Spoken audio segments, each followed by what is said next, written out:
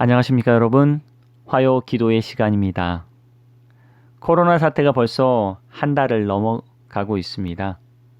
한 주 한 주 코로나 사태를 지켜보면서 또 앞으로는 어떻게 될지 걱정도 하고 좀 답답한 마음이 들기도 합니다. 이번 주까지 정부에서는 사회적 거리 운동을 추진 중에 있는데요. 그래서 될 수 있으면 사람들의 접촉을 피하고 어떻게든 이 코로나 사태를 안정시키려고 노력하고 있습니다. 벌써 한 달째 초중고 고등학교 개학이 미뤄지고 있습니다.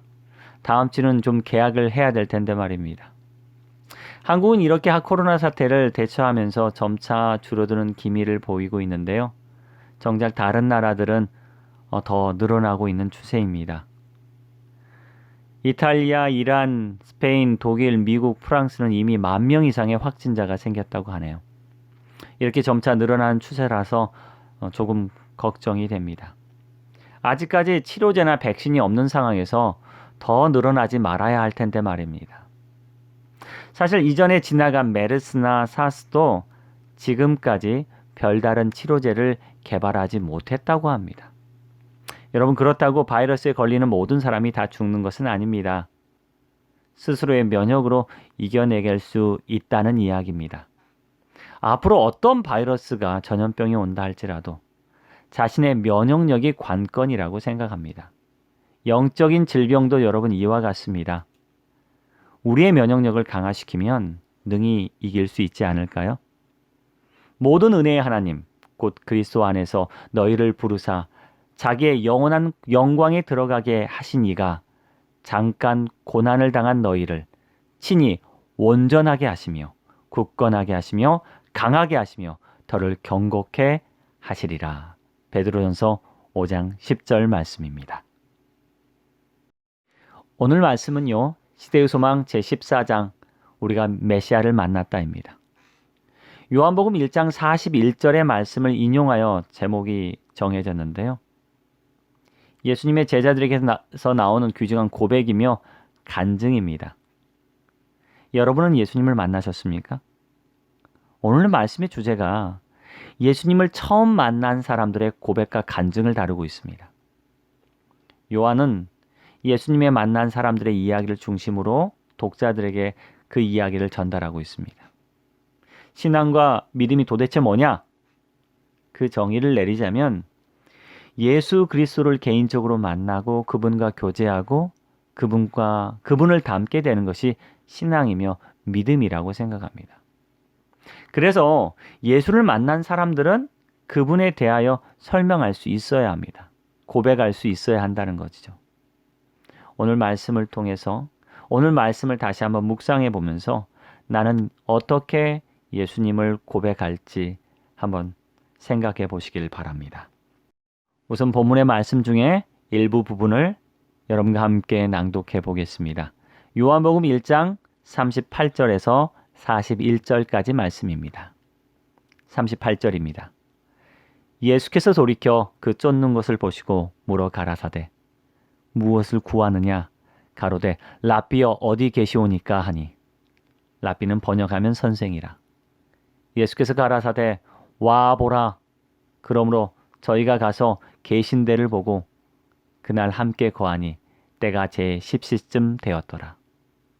요한의 말을 듣고 예수를 쫓는 두 사람 중에 하나는 시몬 베드로의 형제 안드레라. 그가 먼저 자기의 형제 시몬을 찾아 말하되 우리가 메시아를 만났다 하고. 사실 시대의 소망 14장의 본문은 요한복음 1장 19절에서 51절까지 꽤 긴 말씀입니다. 이 방송으로 이 모든 성경 말씀을 읽기 어려워 오늘의 말씀의 제목에 있는 일부 부분만 찾아 읽어보았습니다. 이 요한복음 1장 19절로 51절의 말씀에는요, 사람들의 4-5가지 고백이 나옵니다. 진술이 나오죠. 첫 번째 진술은 산에 들린 회원들이 침례 요한에 대해서 조사하러 왔을 때 그들은 요한에게 물었습니다. 너는 누구냐? 누구냐? 우리를 보낸 이들에게 대답하게 하라. 너는 내게 대하여 무엇이라고 하느냐? 두 번째는요, 침례 요한이 예수님을 보고 사람들에게 이렇게 진술합니다. 하나님의 어린 양이로다. 세 번째는 요한의 제자 2명이 예수를 만난 후에 그들의 진술이 나옵니다.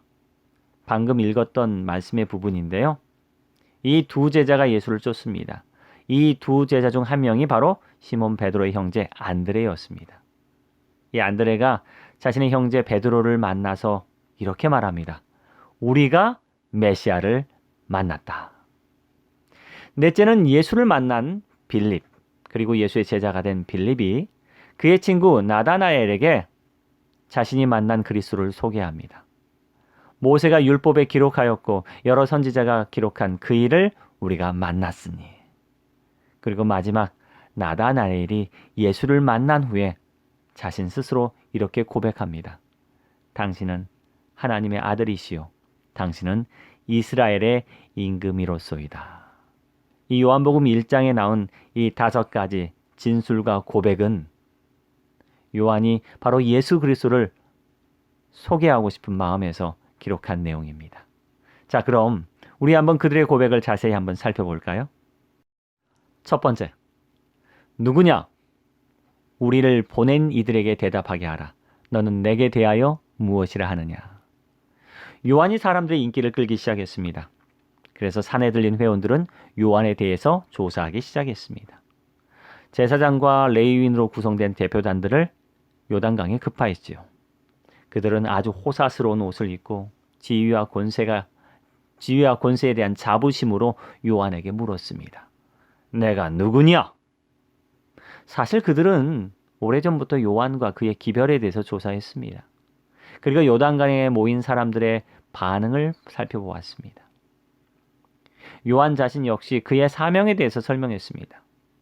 그런데요, 요한에 대해서 조사하러 나온 이 조사단들은 스스로 아무것도 판단하지 못하고 고백하지 못하고 이렇게 말했습니다. 누구냐? 우리를 보낸 이들에게 대답하게 하라. 너는 내게 대하여 무엇이라 하느냐? 저는 이 말씀에 기록된 이들의 진술을 통해 이들 스스로 판단하고 고백할 능력조차 없었구나라는 생각이 들었습니다. 무슨 말이냐?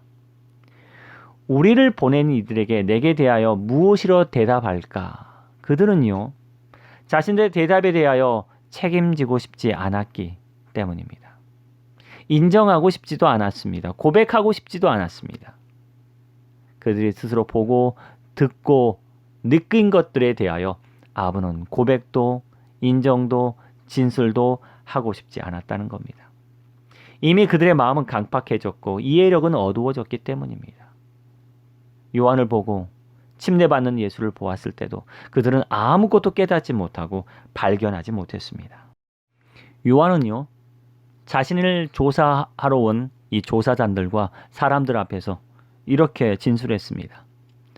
너희가 알지 못하는 한 사람이 있었으니 곧 내 뒤에 오시는 그이라. 나는 그의 신들매 풀기도 감당치 못하겠노라. 요한의 이 진술은 그들 가운데 메시아가 있다는 말이었습니다. 하지만 그들은 무리 가운데 있는 그리스도를 분간해낼 수 없었습니다. 제사장들과 관원들은 놀라서 요한이 말한 그분을 발견하기를 바라면서 주위를 찾아보았죠. 하지만 그들은 예수를 볼 수 없었습니다.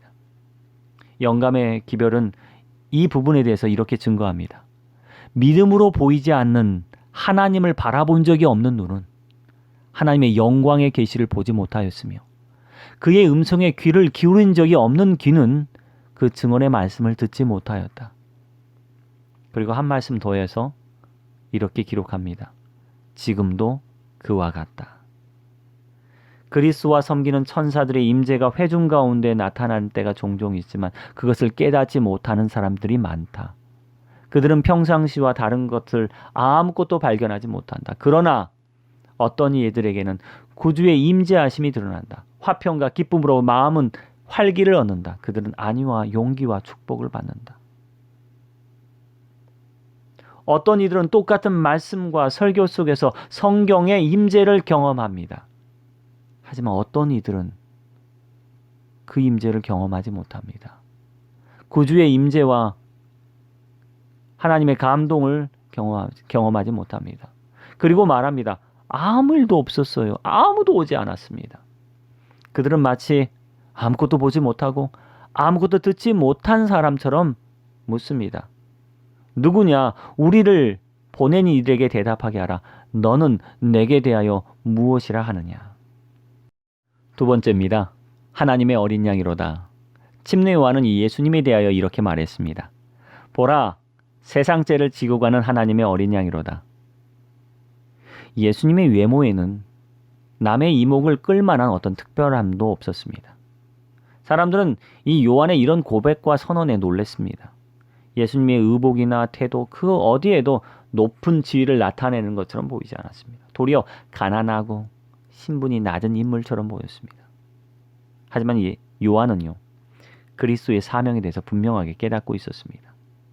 고난당하신 희생제물이시며 그의 백성들을 죄에서 구원하실 어린 양이란 사실을 알고 있었습니다. 그 말을 들은 요한의 제자들은 마음에 큰 감동을 받았습니다. 사실 거기에는 다른 많은 사람도 있었습니다. 요한의 선언을 들었습니다. 그러나 그들이 찾는 메시아는 화려한 옷을 입고 권세와 능력으로 오시는 장군이나 임금으로 생각하고 있었기 때문에 그들의 시야에서는 그들의 관점에서는 예수가 보이지 않았습니다. 요한은 백성들에게 회개하라고 했었습니다. 요한의 기별은 회개와 거듭남의 기별이었습니다. 그러나 요한도 그 자신이 백성들을 죄에서 구원할 능력이 있는 메시아가 아니라는 사실을 알고 있었습니다. 그런데 요한이 예수를 보자 바로 그분이 백성들을 죄에서 구원하실 분이라는 것을 알게 됩니다. 자신의 기별에 대한 답을 가진 분이라는 사실을 알았습니다. 그래서 외쳤습니다. 보라, 세상 죄를 지고 가는 하나님의 어린 양이다. 오늘날 수많은 사람들이 많은 문제를 안고 살아갑니다. 대부분의 문제들은 자신의 죄에서 비롯됩니다. 그리고 그들에게 예수 그리스도를 소개합니다. 여러분의 죄를 지고 가시는 하나님의 어린 양 예수님이십니다. 하지만 사람들은 예수 믿기를 거부합니다. 왜요? 내가 찾은 메시아, 내가 찾는 해결책, 내가 찾는 구원자가 아니기 때문입니다. 사람들은 이미 자신의 마음속에서 자기가 원하는 답을 가지고 있습니다. 그리고 그 답이 아니면 돌아보지 않습니다. 여러분은 예수님을 만나셨습니까? 예수님이 여러분의 삶의 정답이라고 생각하십니까? 요한은 예수님을 만난 다음에 자신이 전하는 기별의 정답이 바로 저분이다 라고 선포한 것입니다. 고백한 것입니다. 어떤 이는 그 고백과 증언을 듣고 큰 감동을 받았고 어떤 이는 그냥 돌아가고 말았습니다. 이제 세 번째입니다. 우리가 메시아를 만났다. 요한의 정답을 듣고 예수님을 찾아간 사람들이 있었습니다. 그들은 본래 요한의 제자였습니다. 이 산에 들린 조사단들이 불신의 정신을 가지고 있었다면 이들은 예수 앞에 배우기 위해 예수님을 찾아왔습니다. 랍비여, 어디 계십니까? 우리가 주의 말씀을 듣기 원합니다. 예수님의 첫 번째 제자들이 된 그들은 하늘의 교사에게서 위대한 진리를 배우기 원했습니다. 그리고 그들은 마음에 가득 찬 기쁨을 이렇게 표현합니다. 우리가 이 메시아를 만났다. 그의 형제 시몬 베드로를 찾아가 이렇게 고백했지요. 우리가 메시아를 만났다. 여러분은 누구를 만나셨습니까? 사실 이 두 제자의 고백은 전도가 되었습니다. 사람들은 전도가 어려운 것이라고 생각합니다. 그러나 예수를 만난 사람들에게 나오는 이 귀한 고백은 사람들을 주님께 이끄는 능력 있는 힘이 됩니다. 우리가 메시아를 만났다. 우리는 메시아이신 그리스도를 만나기를 기다리는 사람들입니다. 오늘 우리도 이들처럼 기도해야 합니다. 주님 어디 계십니까? 그리고 말씀을 봐야 합니다. 자, 이제는 네 번째 고백입니다. 모세가 율법에 기록하였고 여러 선지자들이 기록한 그 일을 우리가 만났으니 이 갈릴리로 가시다가 빌립을 만나 제자로 삼으셨습니다. 빌립은 주의 명령에 순종하여 제자가 되었습니다. 그리고 빌립은 그의 친구 나다나엘에게 이렇게 진술했습니다. 모세가 율법에 기록하였고 여러 선지자가 기록한 그 일을 우리가 만났으니. 이 말씀을 보면 빌립이 얼마나 진심으로 성경을 연구하고 말씀을 묵상했는지 알 수 있습니다. 그가 얼마나 성경에 예언된 그리스도를 기다리고 있었는지 알 수 있습니다. 그는 편견이 없는 사람이었습니다. 나중에 그의 친구 나다나엘이 자신이 발견한 그리스도를 믿지 않게 되자 빌립은 논쟁하지 않고 이렇게 말하죠. 와보라. 얼마나 자신감이 넘치는 대답입니까? 그는 다른 사람의 의견을 받아들이도록 요구하지 않고 스스로 그리스도를 보도록 하였습니다. 최근 많은 사람들이 이단과 이설에 빠지는 것을 봅니다. 유튜브 등의 가짜 복음에 빠지는 것을 봅니다. 정말 안타까운 일이죠. 하지만 더 안타까운 일은 뭔지 아십니까? 재림 성도들이 와보라 라고 말하지 못한다는 겁니다. 성경에 기록된 메시아를 우리가 만났다고 고백하고 간증하는 사람이 적어졌다는 것입니다. 사실 빌립은 말로 전도하지 않았습니다. 빌립은 사람들에게 그리스도를 스스로 보도록 했습니다. 영감의 증언은 이렇게 증거합니다. 영혼을 그리스도께 인도하는 가장 효과적인 방법 가운데 하나는 우리의 일상생활에서 그리스도의 품성을 실증하는 것이다. 다른 이들에게 끼치는 우리의 감화는 우리의 말보다 우리의 사람됨에 더 크게 좌우된다. 다단계 물건을 파는 사람들을 보았습니다. 그들이 진짜 물건이 좋아서 파는 것일까요? 아니면 자기에게 떨어지는 이익 때문에 그렇게 열심히 하는 것일까요? 저도 대학에 다니면서 노트북 컴퓨터를 파는 알바를 해본 적이 있었습니다. 하나 팔 때마다 떨어지는 영업이익이란 게 있었습니다. 그럼 그 영업이익을 생각할 때 정말 열심히 팔아야 했었습니다. 근데 솔직히 저는 그 제품이 최고로 좋은 제품이라고 생각하지 않았기 때문에 자신이 없었습니다. 더 좋은 제품이 또 나올 것이기 때문이었습니다. 저는 우리가 사람들에게 진심으로 와보라 할 수 있었으면 좋겠습니다.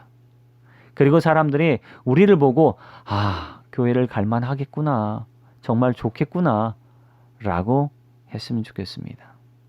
사람들이 참 예수님 같구나 했으면 좋겠습니다. 여러분, 여러분의 고백과 여러분의 진술은 어쩌면 전도의 가장 큰 능력이 됩니다. 우리가 예수 그리스도를 우리의 몸으로, 마음으로 그렇게 소개하게 되기를 간절히 바랍니다. 이제 마지막 고백입니다. 당신은 하나님의 아들이시요 당신은 이스라엘의 임금이로소이다. 이 고백은 나다나엘의 고백입니다. 나다나엘은 선입견을 가지고 있는 사람이었습니다. 그래서 친구 빌립에게 어떻게 나사렛이란 악한 동네에서 선지자가 날 수 있겠느냐고 반문했습니다. 그러자 친구는 와보라 라고 했습니다. 친구의 와보라는 말과 침례 요한의 기별을 생각하고 나다나엘도 예수님을 찾아갑니다. 예수님을 찾아온 그에게 주님은 이렇게 말씀하셨습니다. 빌립이 너를 부르기 전 무화과 나무 아래에 있을 때 보았노라. 그때 나다나엘은 깨졌습니다. 그는 무화과 나무 밑에서 기도하며 묵상하며 메시아를 기다렸던 사람이었기 때문입니다. 나다나엘은 하나님의 말씀을 스스로 연구하며 성령의 깨우쳐 주심을 기도하는 사람이었습니다. 진실한 기도와 성령의 강구는 결국 이런 고백을 하게 되는 것입니다. 당신은 하나님의 아들이시오. 당신은 이스라엘의 임금이로소이다. 예수를 만난 사람들의 고백, 여러분 어떠십니까? 우리도 진심으로 주님 앞에 고백하고 인정하게 되길 바랍니다. 예수님께서는 이런 고백을 통해 기뻐하십니다. 그리고 이렇게 말씀하십니다. 진실로 진실로 너에게 이르노니 하늘이 열리고 하나님의 사자들이 인자 위에 오르락 내리락 하는 것을 보리라. 하나님을 찾고 그리스도를 만난 사람들에게 주시는 축복의 말씀이라고 믿습니다. 어떤 이들은 보지 못합니다. 어떤 이들은 듣지 못합니다. 어떤 이들은 스스로 고백하지 못합니다. 그러나 메시아를 기다리는 자들, 말씀을 연구하는 자들, 그리스도의 품성을 담기 원하는 자들, 그리고 그리스도를 만난 사람들은 고백하게 될 것입니다. 그리고 분명히 이 놀라운 광경을 보게 될 것입니다. 누구든지 사람 앞에서 나를 시인하면 인자도 하나님의 사자 앞에서 그를 시인할 것이요. 누가복음 12장 8절 말씀입니다. 우리 함께 기도하겠습니다. 하나님, 우리가 주님을 뵙기 원합니다. 주님, 우리가 주님을 공부하기 원합니다. 주님, 우리가 주님을 깨닫기 원합니다. 우리가 스스로 거룩한 고백과 시인을 주님 앞에 할 수 있게 하옵소서. 우리가 주님을 우리 주라 사람들 앞에 고백하게 하여 주옵소서. 주님, 우리가 고백하오니 지금까지는 우리가 말로도 행동으로도 몸으로도 품성으로도 그리스도를 드러내지 못했습니다. 그러나 이제부터는 우리가 입으로 행동으로 몸으로 주님을 드러내기 원합니다. 성령의 감동이 우리에게 있게 하시고 우리에게 주님을 만난 변화가 있게 하옵소서. 귀하신 예수 그리스도 이름으로 기도합니다. 아멘. 여러분 또 함께 기도해 주시길 바랍니다. 기도는 우리에게 큰 힘이 됩니다. 앞으로 이 코로나 사태가 얼마나 갈지 모르겠지만 우리가 정말 기도하는 마음으로 우리의 믿음이 흔들리지 않고 또 이 수고 가운데 이 고생 가운데 있는 분들의 수고와 힘을 달라고 기도해 주시고 우리 성도들의 믿음이 서로 흔들리지 않도록 기도해 주시고 또 경제적으로 어려움이 없도록 함께 기도해 주시길 바랍니다. 여러분 기도가 우리의 능력이 되고 우리의 호흡이 되고 우리의 삶을 붙드는 힘이 된다는 잊지 마시고 우리 함께 간절한 마음으로 개인 기도하시겠습니다. 감사합니다.